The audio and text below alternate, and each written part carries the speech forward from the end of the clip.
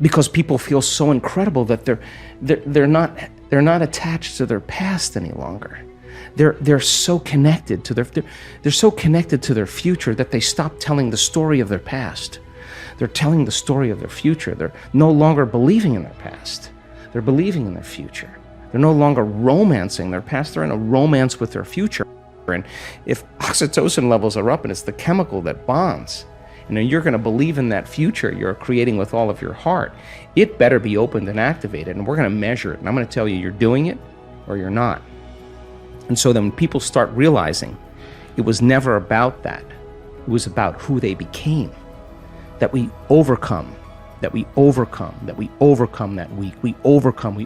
I give people numerous opportunities to get beyond themselves, numerous opportunities to connect with themselves. I want them to get frustrated. I want them to get impatient. I want them to get overly analytical, because that's the end of their belief.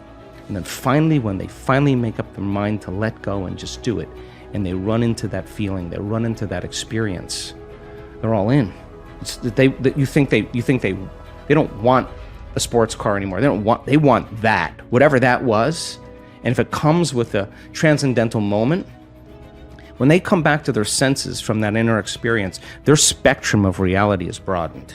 They're seeing things they had never seen before because their brain wasn't wired to see it, but it didn't come from the environment, it came from their inner environment. That transcendental moment now is producing a feeling, a frequency that is so unusual. It's so much joy, so much bliss, so much ecstasy. I've watched people have to stop it because it's way bigger than them. Now, I would consider that a good problem to have.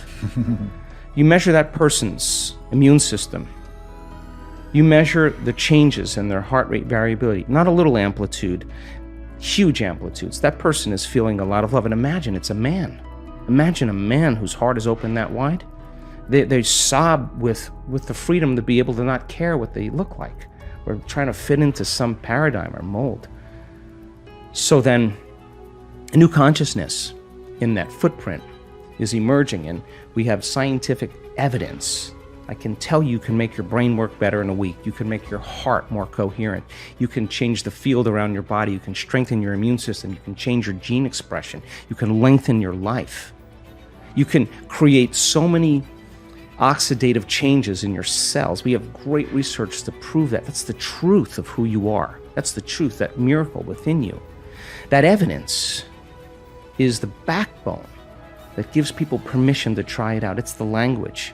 Then you see someone standing on the stage telling their story in testimony, whether it's stage 4 cancer, whether it's MS, whether it's blind people seeing, deaf people hearing. You can't go back to being the same person after that. Evidence is the loudest voice. And so then when we begin to make those inroads, and the footprint exists in consciousness, and you're witnessing it in three-dimensional reality, the illusion of limitation begins to change. And now all you want to do is you crave the unknown. So people in our work don't get up in the morning and go, oh God, I got to do my meditation today. No, they're not doing that. Their body is waking them up, saying, get out of bed, because they don't want the magic to end. And when you start seeing the gap between cause and effect, thought and experience closing down, you're moving closer to the divine. And when that happens, all the things you thought you want, you no longer want, because the overcoming process leading to who you become, nobody can take that away from you. So we practice it in our seated meditations. We practice it standing and walking. You better walk as it, and you better be able to embody it and practice doing it with your eyes open. So when you return back to your life, when you walk from your house to your car, you're walking in the energy of your future. And if you keep doing that, it's going to become a habit. And people are going to start looking at you going, something's different about you. You know why? Because you're no longer showing up equal to their memory of you. Something's different about you. You're unpredictable. It's not what you're saying any longer. It's who you are. And so that person then is off their timeline. They're not headed to that same future. And all I want to do And a week-long event is bump everybody off that timeline into a new future. Some people, huge degrees. Stage 4 cancers, tumors disappearing. You listen to that story of the person on the stage, your next meditation, you are not going to go half in. You're going to go all in. That's all I want, is I want people to go all in. I want to provide people with my greatest understanding of the truth, and then numerous opportunities to experience it, nothing more. And when the magic starts to happen, it's beyond, way bigger than me, it's beyond my control. All I want to do is provide the environment where they feel safe enough to begin to create. This is a time in history right now. 15 years ago, it was philosophy. Quantum physics. Now everybody's informed. Now people. This is a time in history where it's not enough to know. This is a time in history to know how. Just to know how to do it. And if you give them that sound scientific information, I now know that if I can speak it in a way that nothing is left to conjecture, nothing is left to superstition, nothing is left to dogma. They know exactly what they're doing and why. And the moment you know the what and the why, the how starts to get easier. So I will deliver concepts, ideas, mix different forms of science to create a model of understanding. And I now know that if that person, as I develop this model of understanding, can explain that model to someone else, they're wiring it in their brain. They're installing the hardware. If they can't explain it, it's not wired in their brain, and they're not going to believe that they can do it. So if they can turn the person next to them, between the two of them, and build a model of understanding, they're making their brain fire in new sequences and new patterns and new combinations. They're changing their mind. Mind is the brain in action. If I keep reminding them of what they're learning, nerve cells that fire together wire together. They're installing the circuitry. Now, the next step is to provide the environment and give them the proper instruction to get their behaviors to match their intentions, to get their actions equal to their thoughts, to get their mind and body working together. If they do, they're going to run into a new experience. Now, the crazy thing about the experience is learning is making new synaptic connections. That's what learning is. Research shows that you pay attention and learn something new and you repeat it just for an hour, you're going to double the number of connections in your brain. That's a lot, 1,600 to the 3,200 connections. That's a lot of extra connections. But if you don't review it, if you don't think about it, if you don't repeat it, those circuits prune apart within hours or days. So if learning is making new connections, then remembering is maintaining and sustaining those connections. You got to review it. It's so much easier to forget than remember when it comes to this stuff, and it's a constant process.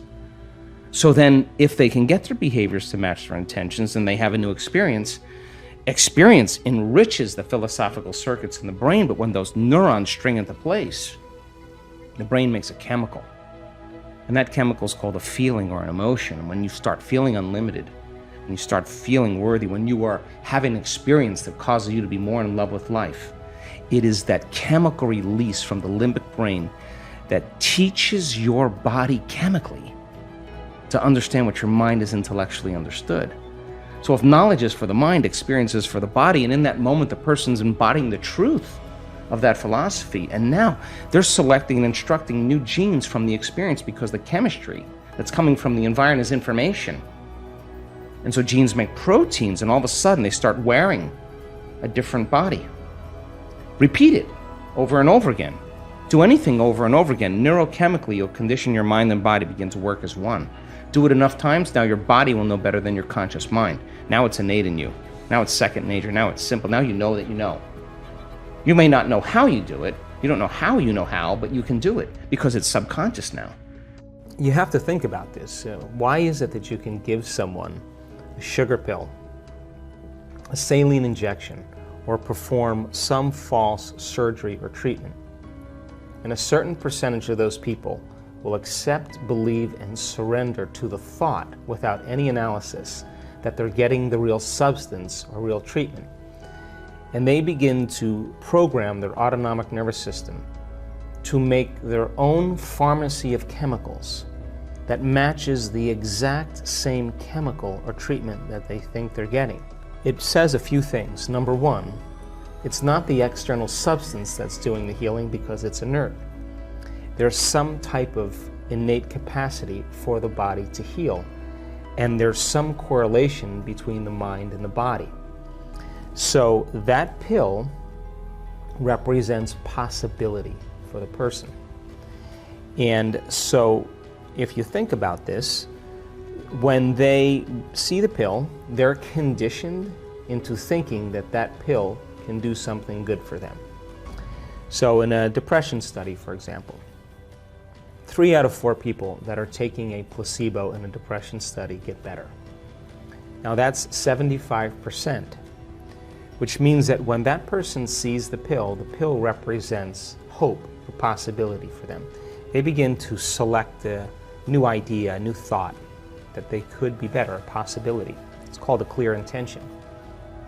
Some people will begin to become inspired, enthusiastic, excited, and when you combine that clear intention with an elevated emotion, you're changing a person's biology from living in the past to living in the future. And they begin to make their own pharmacy of antidepressants. It begins to help them. Now, it's not a one-shot deal, because in those studies, for example, the person who's taking the placebo has to take that pill for 6 weeks or 8 weeks. So every day, then, they're reminding themselves of a new future reality. And that pill represents a symbol. It represents a symbol of hope, a symbol of possibility. And instead of them relating to themselves in a limited way, that they have to resign to the idea that they can't think greater than how they feel, in a depression study, or feelings have become the means of thinking, they're actually changing their physiology by thought alone.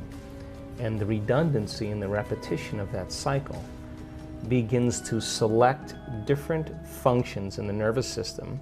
And your nervous system is the best pharmacy or drug producer in the world, and begins to select new genes and instruct new genes to cause a person's biology to begin to change. And if you keep knocking on the genetic door, there's a good possibility that you can program a gene or upregulate a gene to do something well and downregulate a gene to turn off. And so my interest is in understanding how the placebo works. How does it work? Once you understand how it works, will you be able to teach it? Because do you need the sugar pill in order to move into a new state of being? Or can you teach a person to select an unknown instead of a known, and continuously select that unknown and emotionally embrace that future before the event occurs, so much so that the body, as the unconscious mind, begins to believe it's living in that future reality in the present moment. And if the person does that, just like taking the placebo for 6 weeks, alters their state of being every single day, is it possible that that unknown becomes a known, and they begin to change their physiology and biology just by thought alone? In fact, your brain is organized to reflect everything you know in your life. Your brain is a record of all the things you've learned and experienced to date. It's an artifact. And when you have an experience, when you're in the midst of an experience, all of your 5 senses plug you into the external environment. And as your brain is processing all of this vital sensory data, all of that information rushes back to the brain. When it reaches the brain, it causes jungles of neurons to organize themselves into networks, to string into patterns, to reflect their interaction with their external environment. The moment those neurons organize into patterns, the brain makes a chemical, and that chemical is called a feeling or an emotion. And so experiences tend to create more long-term memories, because it patterns or stamps or embosses networks of neurons into very specific patterns, and then the emotional quotient helps us to remember the event. So we learn something new intellectually, we also cause networks of neurons to form. I mean, the Nobel Prize laureate Kandel in the year 2000 found that when people learned just one bit of information, they doubled the number of connections in their brain from 1,300 connections to 2,600 connections. So if they didn't review that information or repeat it, the connections pruned apart. So we know then that learning semantic information begins to organize circuitry in the brain, and experiences enrich the brain. The end product of experience, of course, is the emotion, and it causes us to feel certain ways. You can remember where you were on 9/11. You can tell me who you were with, what time of day it was, what you were doing, because whatever you were seeing in that moment or hearing in that moment changed how you were feeling. And the moment you felt altered or you felt differently, significantly, your brain perked up and you paid attention to whatever caused that. And that event in and of itself is called a memory. So then most of our thoughts and feelings tend to be within the neural circuitry of the past and the emotions of the past chemically. So if you take a thought, thoughts are the language of the brain and feelings are the language of the body. And how you think and how you feel creates a state of being. So if you combine a thought and a feeling, a thought and a feeling, a thought and a feeling, and you have a series of good thoughts that are connected to a series of good feelings, that cycle of thinking and feeling creates what's called an attitude. If you have a series of negative thoughts that are connected to some pretty bad feelings, you'll say, I have a pretty bad attitude today. So if how you think and how you feel creates a state of being, then attitudes are just shortened states of being. You can feel good in the morning, you can feel bad in the afternoon. If you take an attitude, an attitude, an attitude, and you begin to string attitudes together, when you combine an attitude, an attitude, an attitude, you start to form what's called beliefs. Now, a belief is just a thought you keep thinking over and over again until you hardwire it in your brain. And because beliefs are based on past experiences, then the very boundaries of our beliefs are how we feel. And so when our beliefs get challenged, it typically doesn't feel right. So I know from the research that we've done that the redundancy of thinking and feeling and feeling and thinking over time, for example, a person has an insecure thought, then they feel insecure. The moment they feel insecure, they think more insecure thoughts. They fire and wire more circuits in their brain to feel more chemicals of insecurity, and then once they're feeling insecure, they think more insecure thoughts, and they do this for over and over again. The redundancy and the repetition of that cycle over time conditions the body to subconsciously become the mind. Once the body becomes the mind, that's called a habit. Turns out that 95% of who we are by the time we're 35 years old are a set of habituations, unconscious thoughts, unconscious behaviors, unconscious emotional reactions that function like a subconscious computer program. So back to beliefs. An attitude, an attitude, an attitude are shortened states of being. And you combine them together then a belief then, the cycle of thinking, feeling over time, creates a subconscious state of being. So all beliefs are subconscious states of being. We have beliefs about God, about spirituality, about health, about relationships, about love, and all of those are based on our past experiences, but the majority of those beliefs, we don't even know that we believe them because we think they're true, because they're not functioning primarily in the conscious mind. So then, if you take a belief, a belief, a belief, and you stack them together, you start to form what's called perceptions. And perceptions have everything to do with the relationships we have, the things we create, the behaviors we demonstrate, and even the choices we make in our relationships. So then, why is that important? Because then, if beliefs are subconscious states of being, and you're stringing beliefs together, then most people are viewing their life through the lens of the past, unconsciously. And they are filling in reality. They're seeing reality. They're filling it in from their past memory. We know this to be true because they did an amazing experiment where they took a group of people and they had them wear these lenses. And the lenses were divided in half. And when they looked to one side, they saw one color. And they looked to another side, they saw another color. And they said to them, okay, well, wear these glasses every day for 2 weeks. Take your kids to school, do all the things you do at work, go shopping, work out, live your life. At the end of 2 weeks, they brought those people back into the lab and they said, look to the left, what color do you see? So we don't see a color. Look to the right, what color do you see? We don't see a color. Now, it says a couple things. Number one, the eyes don't see. The brain sees. But more emphatically important is that those people were filling in their external reality based on their memory in their brain. If they were truly seeing, they would be seeing those colors, right? So then, in our perceptions then, we are overlaying our future. We're overlaying the present moment with our memory of the past. And so then that then begins to diminish possibility. And it begins to close down the way that we can begin to navigate and function in our lives. So then, in order for us to change any belief or perception about ourselves and our lives, we have to make a decision with such firm intention that the amplitude of that decision carries a level of energy that's greater than the hardwired programs in the brain and the emotional conditioning in the body, and the body has to respond to a new mind. In other words, the choice becomes an experience that the person never forgets, because the internal experience begins to reorganize the circuitry in their brain and send a new emotional signature in their body. And in that moment, the person is becoming liberated from the past.